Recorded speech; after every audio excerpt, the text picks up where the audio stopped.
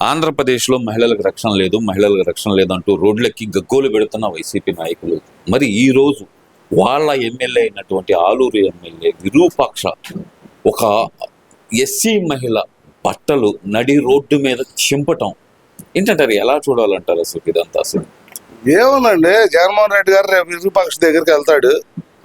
Virupaksha loan ఇచ్చారు అనుకోండి, ఆయన దగ్గరికి వెళ్తాడు. ఏముందయ్యా, ఆ మహిళ ఏదో నోటు జారింది, ఎవరికైనా కోపం రాదా? ఏముందో వచ్చిన ఒక మహిళకేగా, ఇద్దరు ముగ్గురు మహిళలు కాదు కదా, ఒక మహిళకే కదా బట్టలు తీసింది. ఇది తేలిగ్గా తీసుకోవాల్సింది పోయి మీరు ఈ రకంగా కాల్ చేస్తారా? కక్ష సాధింపు చర్య ఇది చంద్రబాబు గవర్నమెంట్ది అని మాట్లాడతాడు. ఎందుకంటే వాళ్ళ అధినాయకుడు అయిన జగన్మోహన్ రెడ్డికి ఆడవాళ్ళంటే ఇష్టం లేదు, ఆడవాళ్ళ మీద గౌరవం లేదు. ఏంది అసలు ఈ రాష్ట్రం మీద అభిమానం లేదు, ఆడవాళ్ళ మీద గౌరవం లేదు. ఇక అటువంటి పార్టీలో ఉన్నాడు, వాడు ఏమైనా కరెక్ట్గా ఉంటాడని ఎవరు చెబుతారండి? వాళ్ళ నాయకుడు గ్యారంటీ చెప్పేది ఇదే. రేపు ఏదో కోపంలో చేశాడు, వదిలేయండి. అప్పుడు చెప్పడం కదా, నేను ఆల్రెడీ ట్వీట్ వేశారు. విరూపాక్షగా రిమైండ్ పడగానే ఒక ట్వీట్ అయితే వేశారు. ఆయన దాంట్లో ఏమంటున్నాడంటే కనుక పోలీసులను అడ్డం పెట్టుకొని తప్పుడు కేసులు పెట్టారు, ఎవరి మీద అయితే దాడి చేశారో వాళ్ళ మీద కేసు పెట్టారు తప్పితే ఇక్కడ బాధించబడిన విరూపాక్ష మీద కేసు పెట్టారు తప్పితే బాధించినట్టు తెలుగుదేశం కార్యకర్తల మీద కేసు పెట్టలేదు ఏంటి అని చెప్పి ఆయన అడుగుతున్నారు కదా. మరి తెలుగుదేశం కార్యకర్తలు బాధించారా? ఈ ఎదవ పోయి చూశాడు సన్నాసుడు. ఆ అమ్మాయిని బట్టలు వడదీసి నానా ఇబ్బంది పెడుతుంటే బయటికి రావే. వాడు మాట్లాడిందేనండి, నేను మాట్లాడిన విరూపాక్ష అనే ఎమ్మెల్యే.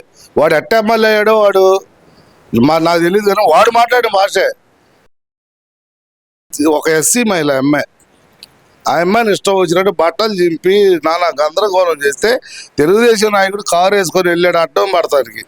ఆ కారుని ఎట్ట పగలు కొట్టారో అందరూ వీడియోల్లో చూస్తూనే ఉన్నారు ప్రజలు. ఈ జగన్మోహన్ రెడ్డి ఇటువంటి దరిద్రులు ఎంతమంది వాగినాక ఇది కుదరదు. అది ఆడ జరిగి తెలుగుదేశం కార్యకర్తలు ఉన్నట్టయితే విరూపాక్ష అంత చేసేవాడు కాదు. అటకు పోయింది ఎవరు? ఆ పార్టీ నాయకుడు ఒక ఆయన పోయాడు, దానికి అడ్డం పడతానికి పోతే ఆయన కారు పగలు కొట్టి, ఆయన తలకాయ పగలు కొట్టి గందరగోళం చేశారు. అది కనపడలేదు జగన్మోహన్ రెడ్డికి. కళ్ళు ఏమన్నా దోబినియా?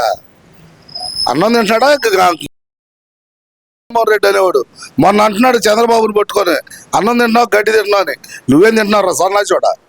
నువ్వేం తింటున్నారా జగన్మోహన్ రెడ్డి? మాజీ ముఖ్యమంత్రి అలాంటి భాష. అవునండి, మరి ముఖ్యమంత్రిని అన్నాడు కదా. ముఖ్యమంత్రిని అన్నప్పుడు ఎందుకు? ముఖ్యమంత్రిని అన్నప్పుడు ఎదవ ఈయనంటాం పెద్ద లెక్కే ఉందండి. ఈ ఎదవనంటాం ఒక ఆడపిల్లని బట్టలు చింపితే, ఒక చిన్న ఇన్సిడెంట్ గుంటూరులో జరిగితే, అది ఇద్దరు ఫ్యామిలీల మధ్య గొడవ, దానికి ఒక సిఐ గారిని విఆర్కి పంపించారు. ఆ పార్టీ కార్యకర్త ఉన్నాడు దాన్ని అని చెప్పి అతన్ని సస్పెండ్ చేశారు, అతన్ని జైలు వేశారు. నువ్వేం చేస్తున్నావు? నువ్వు సపోర్ట్ చేస్తున్నావు విరూపాక్షకి. ఒక ఆడపిల్లని ఆ రకంగా లంజా బంజా తిట్టి బట్టలు చింపి రోడ్డు మీదకి లాగి కొడితే, ఒక అడ్డొచ్చిన వాళ్ళ కొడితే నువ్వు వాళ్ళకి సపోర్ట్ చేస్తున్నావు. అరే చచ్చిపోయిన వాళ్ళని పలకరిస్తారు, ఎవరన్నా పరామర్శిస్తారు, చంపినోని పరామర్శిస్తారు. నువ్వు కొత్త ట్రెండ్ కాదు, ఈ పాడి కాదండి, ఈ ఫ్యాక్షన్ బుద్ధి. అది మీ అయ్యా కోట్లేజీ భాస్కర్ రెడ్డి గారు కలిసి ఒక రామారావు గారికి అప్పచెప్పారు. అప్పుడు ఆ సన్నాసి మాట్లాడుతుంది నిన్న భోగాపురం ఎయిర్పోర్ట్ గురించి. అలా భోగాపురం ఎయిర్పోర్టు మాదే మాదే మాదే అని క్రెడిట్ స్టోరీ చేశాడు చంద్రబాబు అంటున్నారే. మరి ఇప్పుడు ఎక్కడ చెబుతున్నారా? అసలు అదే భోగాపురం ఎర్ర బస్సు కూడా రాని ఈ ఏరియాకి భోగాపురం ఎయిర్పోర్ట్ ఎందుకు అని మాట్లాడాడు మీ నాయకుడు. నరసాయం అడుగుతుంది, ఎంకాయం అడుగుతుంది, తొక్కాయం అడుగుతుంది అని చెప్పి ఆ రోజు. అవసరమైతే కోర్టులో కేసులు వేస్తాను, మీ పొలాలు మీకు ఇస్తాను ఏంది అని చెప్పాడే. అటువంటి ఆయన భోగాపురం ఎయిర్పోర్ట్ శంకుస్థాపన చేసి ఈయన కట్టాడా? ఏమండి అసలు ఇతను తెలుసా? వైజాగ్ ఎయిర్పోర్టు నేవీ కింద ఉంటుందండి. వాళ్ళకి ఇష్టమైన ఫ్లైట్లు మాత్రమే దిగాల, వాళ్ళ పర్మిషన్ తీసుకున్న ఫ్లైట్లు మాత్రమే దిగాల. ఇంటర్నేషనల్ ఎయిర్పోర్టు ఆంధ్రప్రదేశ్కి లేదు. రాజధాని విడిపోయిన తర్వాత ఒక ఇంటర్నేషనల్ ఎయిర్పోర్ట్ కావాలి కాబట్టి భోగాపురం సెలెక్ట్ చేశారు. ఆ రోజు భోగాపురం సెలెక్ట్ చేస్తే నువ్వు ఏ రకంగా చేసావు? ఏడాటించో జనాన్ని తీసుకొచ్చి ధర్నాలు చేపించావు. అక్కడ ఒరిజినల్ రైతులు కాదు, వాళ్ళు స్వచ్ఛందంగా పొలాలు ఇచ్చారు ఆ రైతులు. నువ్వు ఎక్కడెక్కడో తీసుకెళ్ళి ఎంకాయమ్మ, నరసాయమ్మ, వంకాయమ్మ ఇవన్నీ పెట్టి నీ ఇష్టం వచ్చినట్టు చేసావు. ఆ రోజు అసలు నీ ఇష్టం వచ్చినట్టు మాట్లాడు.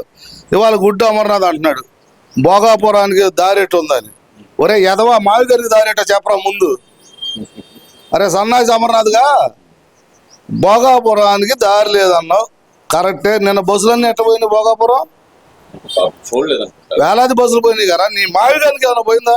కనీసం ఆటో దారి చూపెట్టరా నీ మావి గారిని. ఆటో నీ మావి గారికి ఆటో దారి చూపెట్టరా సన్నాచోడ. ఎందుకురా మీరు మాట్లాడతారు? ఎందుకు పుట్టారా అసలు మీరు? పుట్టక ఈ ఆంధ్రప్రదేశ్ రాష్ట్రాన్ని నాశనం చేస్తానికి పుట్టారా మీ నాయకులు. ఇక నత్తిబాగోడి గారు బొత్స సత్యనారాయణ మరి ఎన్నాళ్ళు ఏమయ్యాడు, మళ్ళీ ఇప్పుడు లేచాడు పెద్ద అభివృద్ధి అభివృద్ధి బుద్ధే అనుకుంటా. అది వాడు మాట్లాడేది వాడికే తెలియదు. ఆ సన్నాసివాడు ఏదో మాట్లాడతాడు. సిగ్గు శరం రచ్చ లేని నికృష్ట రాజకీయ నాయకులు ఎవడన్నా ఉన్నా అంటే వైసీపీ దిక్కుమాలలో ఉంది. అంటే జనాలు ఊసినా సిగ్గు రావట్లే వీళ్ళకి. అంటే ఎందుకని అంటారు? ఇప్పుడు ఒక పక్క నుంచి ఇంత విమర్శలు వస్తున్నా సరే ఎవరైతే నేరస్తులు ఉన్నారో వాళ్ళకే జగన్మోహన్ రెడ్డి గారు ఎందుకు సపోర్ట్ చేస్తున్నారు అనుకోవాలంటారు? అంటే సిగ్గు శరం వదిలేసిన వాడికి ఎవడేమంటే తూ అను ఏమైతే తుడుచుకొని వెళ్ళిపోతాం అంతే. సిగ్గు శరం మాకు లేదు. ఈ రాష్ట్రం బాగుపడతాం మేము చూడలేం. ఈ రాష్ట్రం ఏది బాగుపడ్డా అందరు చంద్రబాబు పేరు చెబుతున్నాయి. మరి జగన్మోహన్ రెడ్డి పేరు ఎవరు చెప్పబోతున్నాయి? మరి మా కడుపులో మండదా? అది ఆ కడుపులో మంటే.